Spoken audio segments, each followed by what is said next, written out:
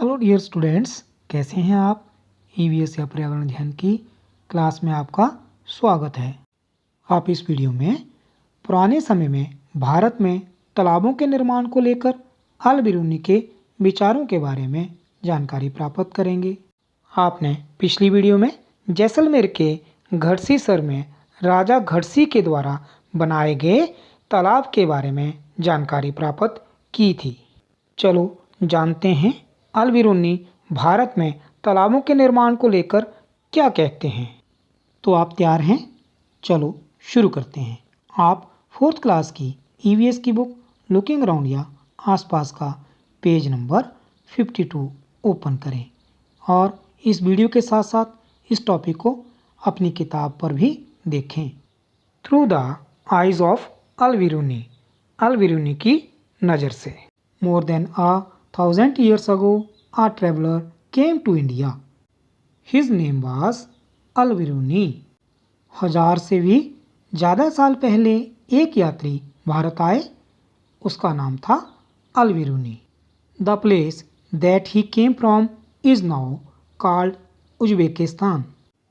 अल Biruni जिस देश से आए थे उसे आजकल उज्बेकिस्तान कहते हैं। अल Biruni carefully observed and noted down the details of all that he saw. अल बिरूनी ने बहुत ही बारीकी से चीज़ों और जगहों को देखा और उनके बारे में लिखा। तो चलो जानते हैं उसने क्या क्या लिखा। He wrote especially about those things that he found very different from his own country. खास तौर से उन चीज़ों के बारे में जो उन्हें अपने देश से अलग लगी। Here is a part of what he wrote about the ponds of that time. चलो देखें कि अल बिरूनी उस समय के तालाबों के बारे में क्या लिखते हैं। The people here are very skilled at making ponds. यहाँ के लोग तालाब बनाने में तो माहिर हैं। My countrymen would be surprised to see them. मेरे देश के लोग इन्हें देखेंगे तो हैरान ही रह जाएंगे। They pile up huge rocks and join them with iron rods to build चबूतरास raised platforms all around the lake. बहुत बड़े बड़े भारी पत्थरों को लोहे के कुंडों और सरियों से जोड़कर तालाब के चारों तरफ चबूतरे बनाए जाते हैं। Between these there are rows of long staircases going up and down.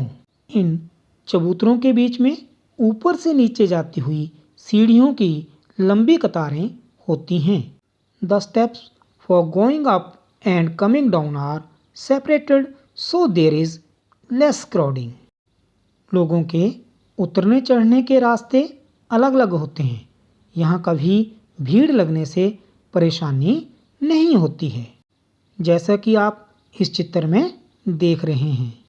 अच्छा बताएं, अल बिरूनी ने तालाबों के बारे में क्या क्या लिखा है।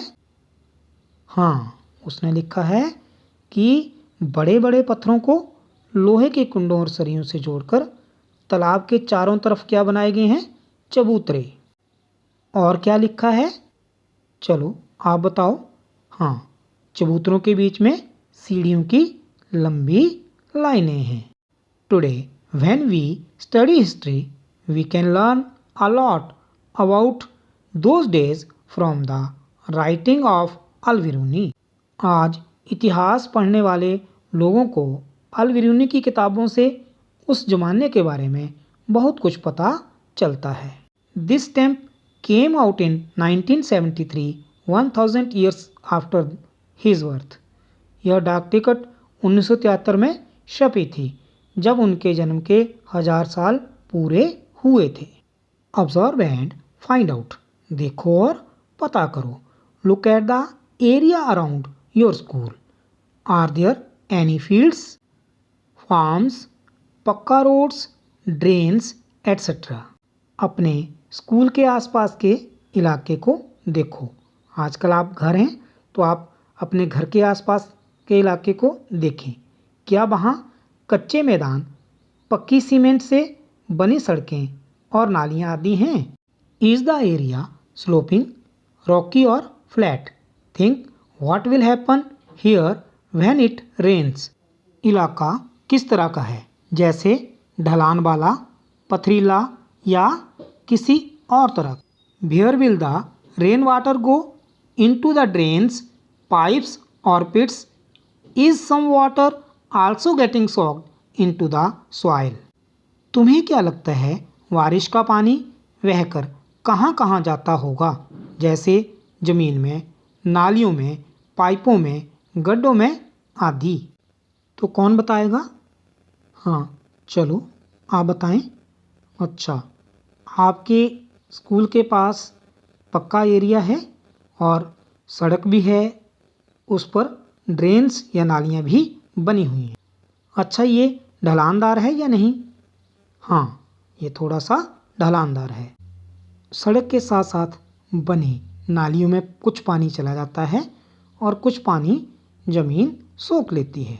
तो बच्चों, आपके यहाँ क्या होता है, आप उसे देखें और लिखें।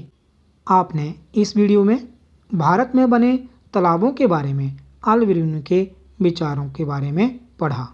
आप इस जानकारी को अपनी कॉपी पर नोट करें। इस वीडियो में इतना ही। इससे आगे की जानकारी अगली वीडियो में दी जाएगी। Have a nice day.